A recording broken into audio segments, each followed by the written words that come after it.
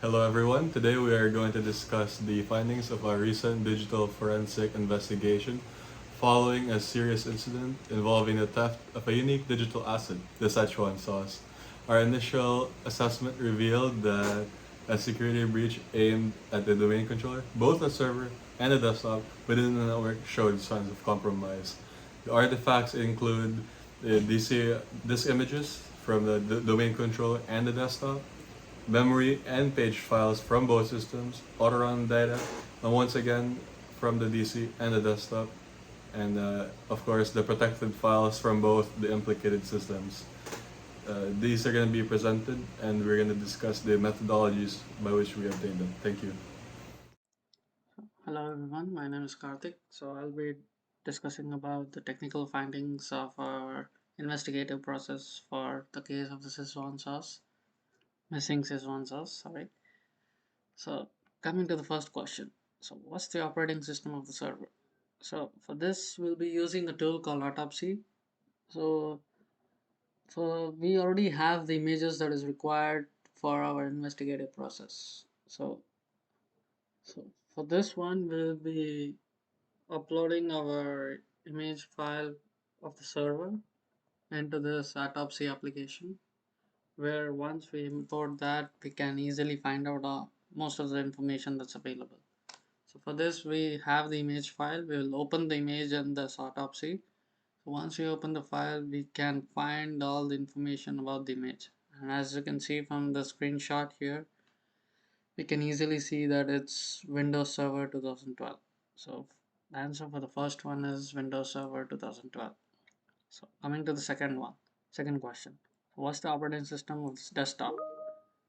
So in this it says the answer is Windows 10. So for this as well we follow the same steps as the first question. We import the file, import the image, and once we click on the image we can see it's Windows 10. So the answer will be Windows 10. So coming to the third question. So what was the local time of the server? So for this, we'll be using an application called Registry Explorer. So as we know, the timestamps are usually stored in the registry.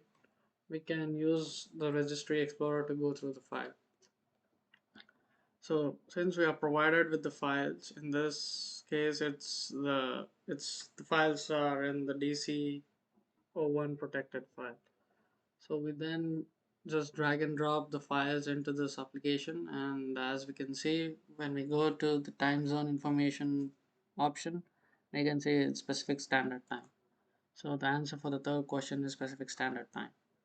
So fourth, coming to the next one, was there a breach? So the answer is yes, because this is an investigative process for on the case of the Missing Szechuan sauce.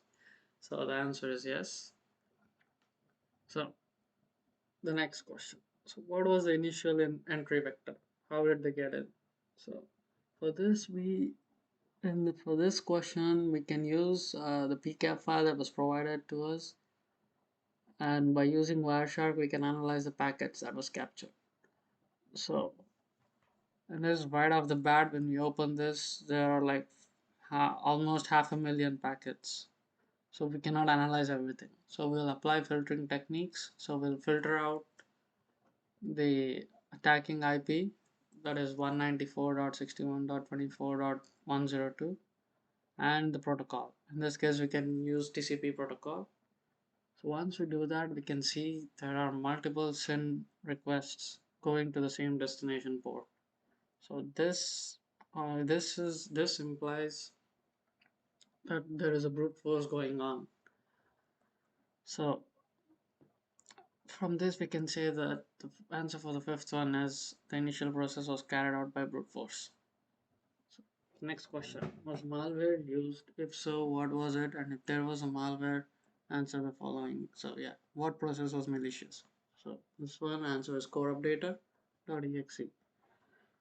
So now we know the malicious IP was 194.61.24.102. So we used Wireshark to find more information about this. So we'll use the filtering techniques again to only find the get requests of this. So once we filter out all the HTTP requests, we can see there is something suspicious. There is an executable that is being downloaded. So most of the time, viruses or malware, they're all installed into an executable. So we will look into this quite in depth. So what we can do is we can export this HTTP object and we can try to run it on our system. So once when we did that, to get the hash for the executable, our Windows Defender flagged it as virus. So this implies that it is malicious and core updater or .exe is a virus. So next question is identify the IP address. So as we all know that the IP address is 194.61.24.102. So next question is what IP address is the malware calling to? So this will be using the tool called volatility. So we can use netscan as an option for with the volatility command. So we'll use that, and we already know the malicious processes core updater.exe. So once we do that, we can see that the IP is calling to 203.78.103.109 and it says established. So this shows that our IP malicious IP is the malware calling to this 203 IP address. So where is the malware stored on the disk? So for this we are provided with an Excel file that is all the logs that are stored inside it. So we already know the executable name. So what we can just search for the executable in this Excel file, and as you can see, we can see that it's stored in C Windows Sys32. So the answer for this question is C Windows and Sys32. So when did it first appear? So for this we can just use volatility again. So we can use an option called PS list that will give all the process lists that is in the system. So we know the name of the malicious executable. So it's core updater.exe, and in this we can see the timestamp that is 2020 at 3:56:37 UTC. So the answer for this will be 2020 3:56:37 UTC. So the next question: did someone move it? For this, we can assume that it was moved because we know that it was downloaded from an external site. As I showed you in the above question that it was wire as we saw from the Wireshark results, the IP used the GET request to download the core updater.exe. So by default, the downloaded files will be downloaded into the downloads folder. And we also know that the executable was in C Windows System 32. So from this we can easily assume that the file was moved from the downloads folder to the system C Windows System 32. So what were the capabilities of this malware? So for this, what I did was just run a simple Google search on our core updater.exe. So when I did that, I got the result all the information about this malicious executable. As you can also see that it is malicious and it's flagged as metasploit. So metasploit is generally dangerous and it provides powerful and user-friendly platform for exploiting vulnerabilities in computer systems. So anyone can use this. So and it also has many many features. So it can be used to gain unauthorized access, deliver harmful payloads, etc. So is this malware easily obtained? Yes, of course, because Metasploit is free to use and user friendly. Anyone can use it. So yes, as it is free to download, so it is easy. Then next one. When was this malware installed with persistence on any machine? So the for the answer for the when is so for this we know the persistence will because we can check the services in our registry explorer. So we already imported our image file. So once we go to the services tab, we can see there's a core updater.exe, that is start mode is automatic, service type is Win32, and the name key, the time stamp is also present.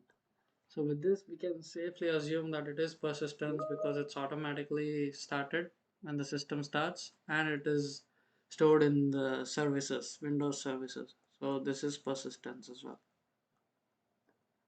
Where the core updater, as you already saw from the above screenshot, is it is a runtime process which will start automatically when the computer switches on. So the next question is, what malicious IP were involved? So as we already know that there are only two IPs that was involved in this. One is 194.61.24.102 and 203.78.103 and 109. So the answer will be these two. So that's it from my part, and my teammates will take over from here. Thank you. So I'll go over the technical analysis documents that are involved in the investigation. Let's start off with the first one, the seventh question here. It's asking us if there were any malicious addresses involved, and the evidence suggests that yes, there were indeed some malicious IPs involved, and these were the two malicious IPs. And we know this because when we look them up in different network IP lookup tools such as Whois and VirusTotal, it tells us that there's they've been involved in malicious activity in the past. So as you can see, this IP right here, it's showing up as malicious, and there you go. Next question is, how did the attacker access other systems? It's asking us.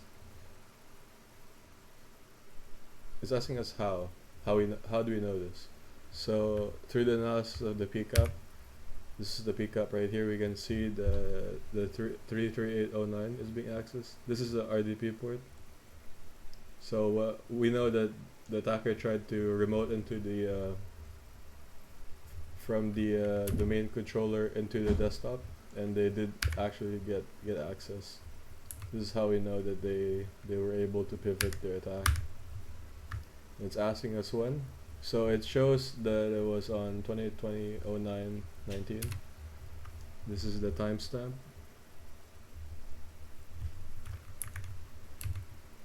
Uh, 2:36.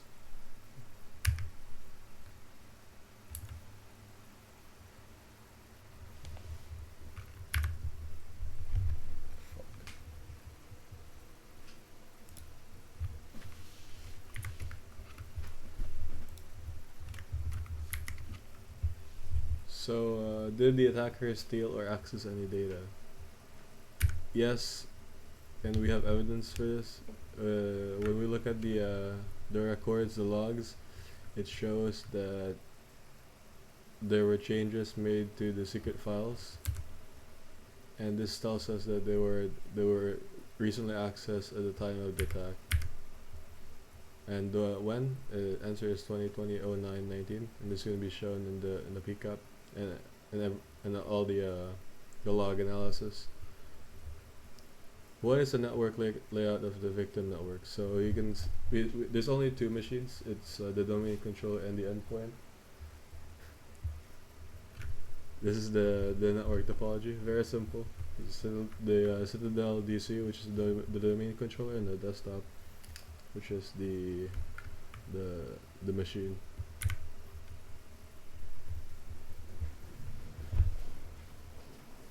What network architectures should be made immediately? So considering the first breach was a result of a brute force RDP, we should be disabling RDP access from external sources. That's the first thing that we should do. Did the attacker steal the Szechuan sauce? If so, what time? Yes, they were able to, and this is evidenced by the timestamp here in the log files in FTK.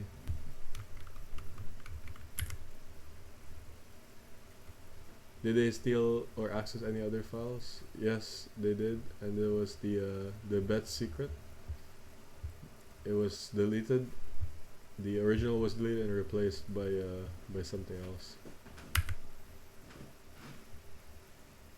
And we can see that the latest log off time was in 12:52:11. So I'll be covering the advanced bonus questions section, starting with the what CIS top 20 or SARS top 20 controls would have directly prevented this breach. Based on the sources here, where the links are provided and the researches that were conducted, I came across a couple of CIS controls that could have been used to prevent the breach, which I'm going to go through briefly because there's a description on all of them that gives more information. So the first one is control 1, which is inventory and control of enterprise assets, which basically means inventories have to be, assets have to be inventoried and controlled to prevent unauthorized access. Second point is secure configurations of enterprise assets and software. Third point is account management, obviously includes strong passwords, which would prevent or slow down brute force attacks. Next point is access control management, making sure that only the necessary individuals have access to the system. Next point is continuous vulnerability management. Basically, says that regular scanning and patching would reduce the risk of exploits. Next point is audit log management. Talk about logging, proper logging, which could detect malicious activities early. Next point is email and web browser protections, which would prevent the download of malicious tools. Next point is malware defenses, tools like antiviruses, which can detect and block malware, network monitoring and defense, and application software security, making sure that software, especially those that are exposed to internet like web servers, are secure, and it is very crucial as well. So second questions was what major architecture improvement could be made that would have prevented this breach. So what I suggested was virtual private network, or VPN. I suggested an IPS as well as a firewall. A VPN would have ensured encrypted and secure remote access to the network. An IPS would have monitored and blocked malicious traffic in real time, and a firewall would have created a robust barrier against unauthorized external access.